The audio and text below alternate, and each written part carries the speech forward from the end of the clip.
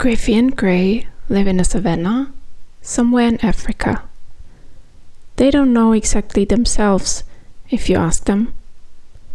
Griffy is a huge giraffe with a long neck, and Grey is a black and white striped zebra. They live in the same area and meet at the same watering hole every now and then, as they did today. Griffy is chewing on a green leaf and is lying in the shade. The savannah has no daily routine.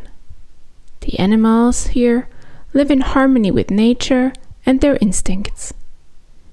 Griffy and Grey wake up together with the sun, visit their typical feeding grounds, and meet their friends. And there is plenty of time to just listen to the silence.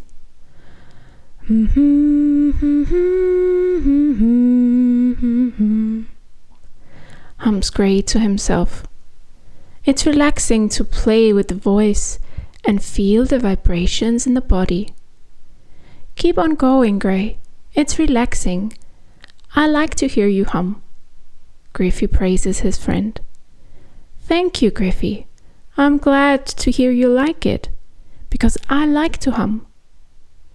Also, the hectic meerkat family has joined them at their regular spot, as Grey's humming relaxes them too, and they come to rest.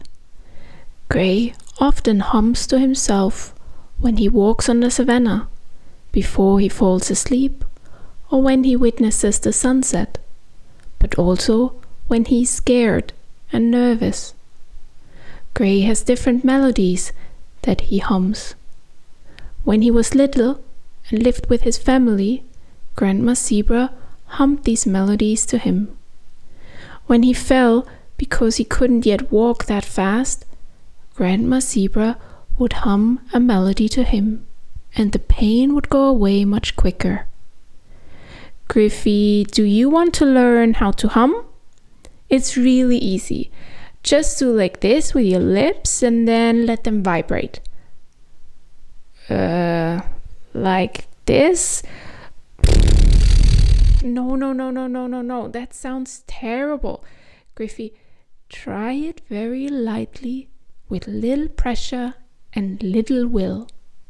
Humming has a lot to do with feeling, Grey explained to his long-necked friend. Like this?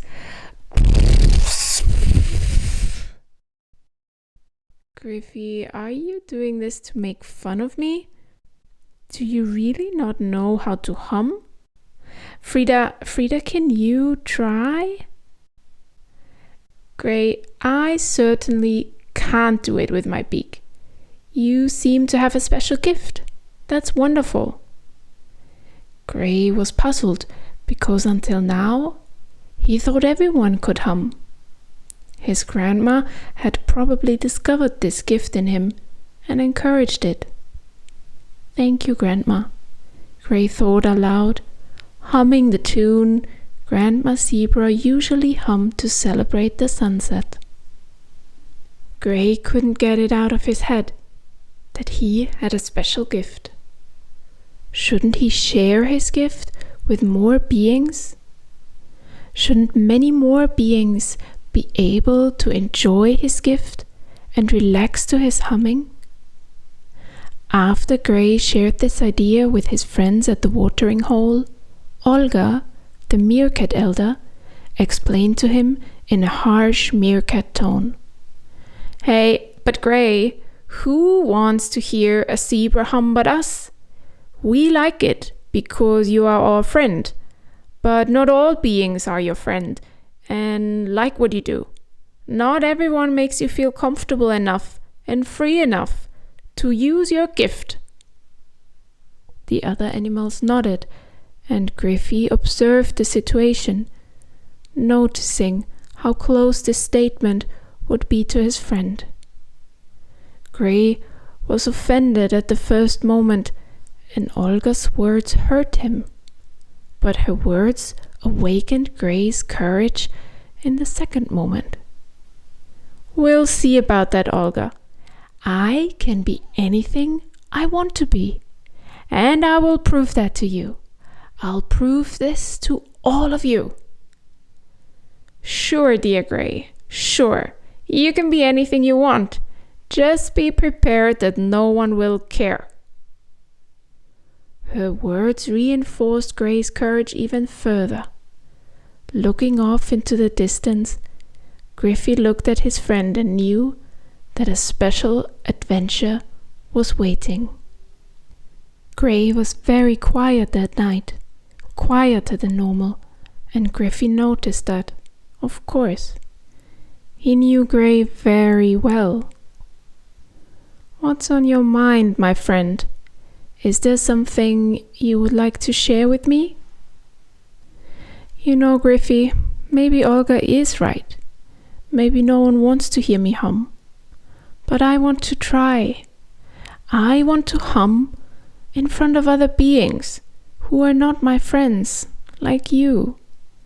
I want to experience whether I reach them with my humming and whether they like it. I just have to try it out. Griffy sensed how important it was to the zebra to present his talent. I hear you, Grey. So, do you have a plan? Frida travels a lot. I'm sure she has an idea, and I'll look for her first thing tomorrow morning and work with her to develop a plan. Would you like to be on my adventure with me, Griffy? Of course, yes, Grey. I am your friend. Your adventures are my adventures, and I will go with you. Let's look for Frida together tomorrow morning. I'm sure she will have advice for us. Thank you, Griffy. Thank you for being brave for me this time. Frida can just always be counted on. Her flying makes her see a lot, and her sticky brain remembers everything and more. Grey had shared his wish and intention with her, and Frida could understand the concerns of Olga, the meerkat elder. But if it's really important to you, let's make a plan, Frida said. There are stages in every major city where people, big and small, perform. We'll just have to stop you from joining a circus. I have planned to fly to the big city by the wide river sometime in the next few days. I can keep an eye out for a stage, okay? Thank you, Frida. Thank you so much. And in the meantime, I will practice and practice again. I want to touch all beings, whether human or animal, with my hummed melodies. And maybe I will become a star. Grey, now you have to be careful not to get pretentious.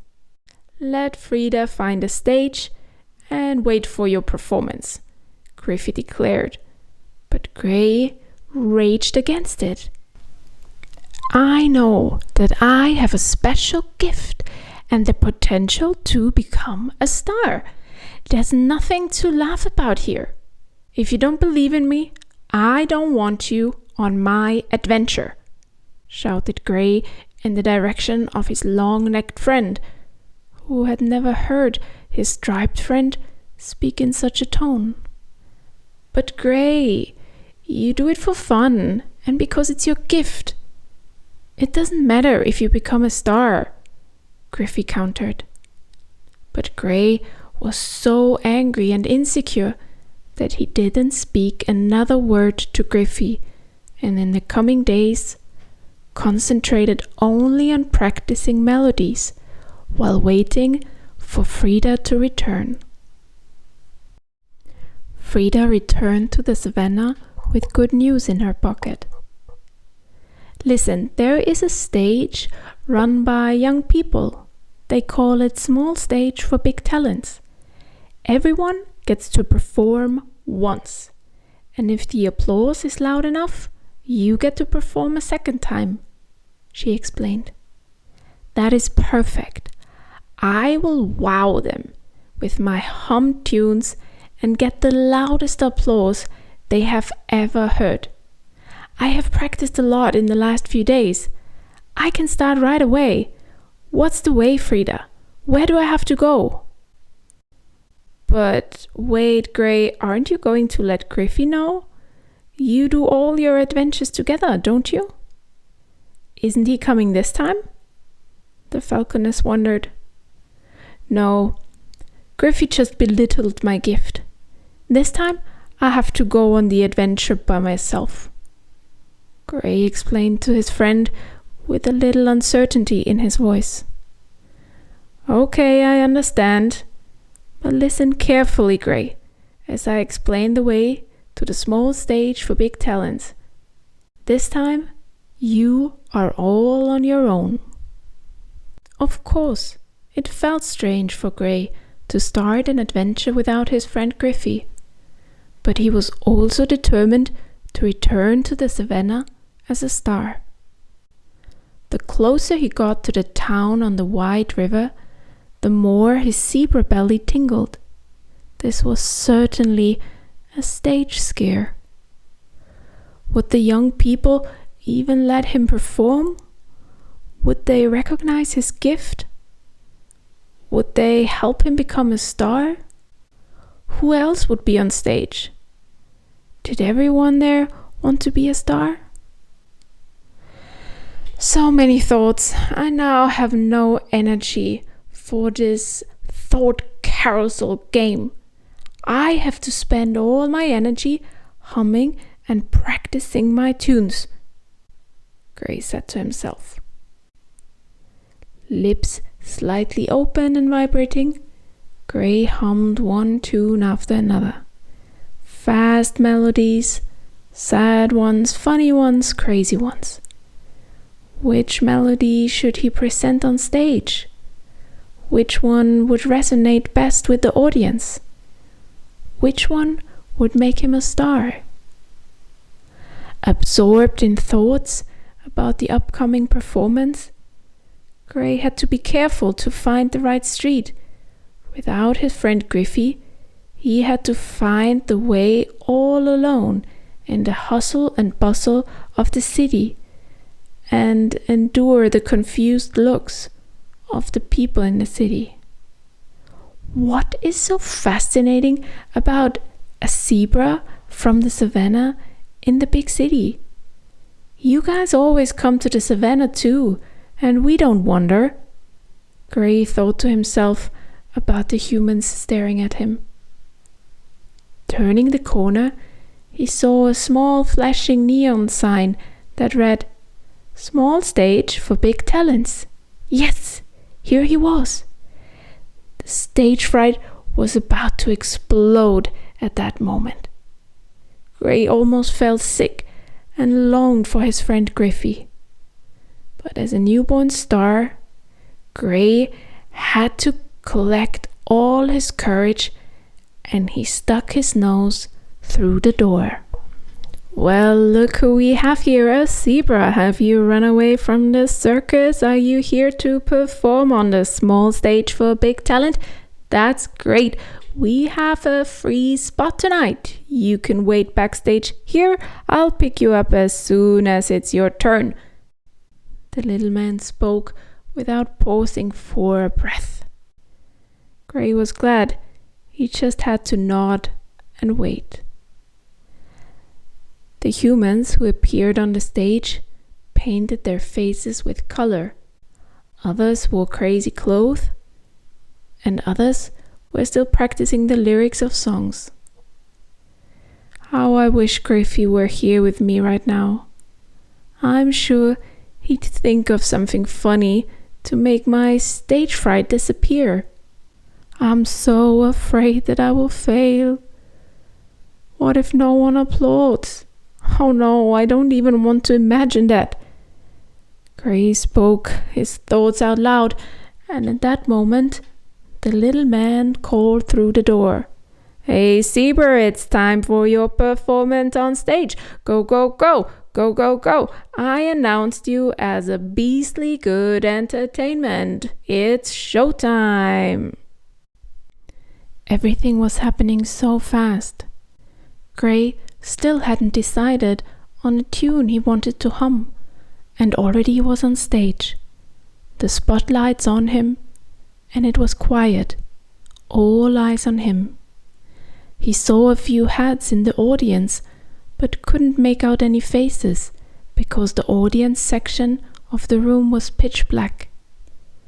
Grey, you want to be a star?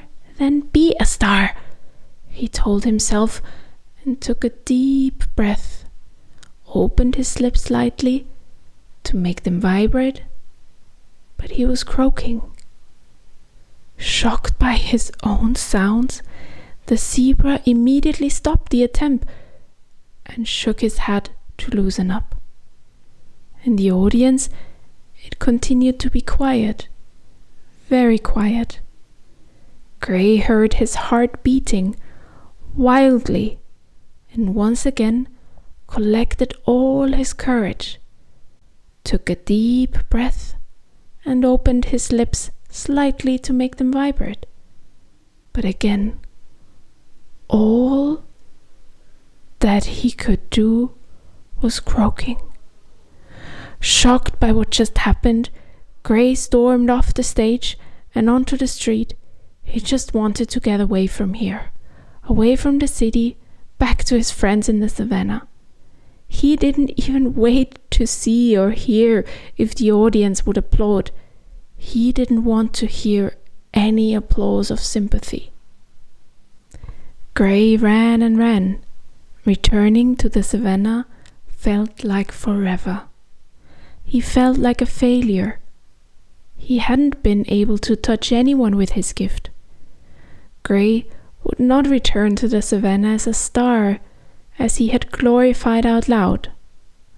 After running for a long time, the carousel of thoughts slowed down, and he paused, saying to himself, Olga had predicted it for me. My friends like to hear me hum.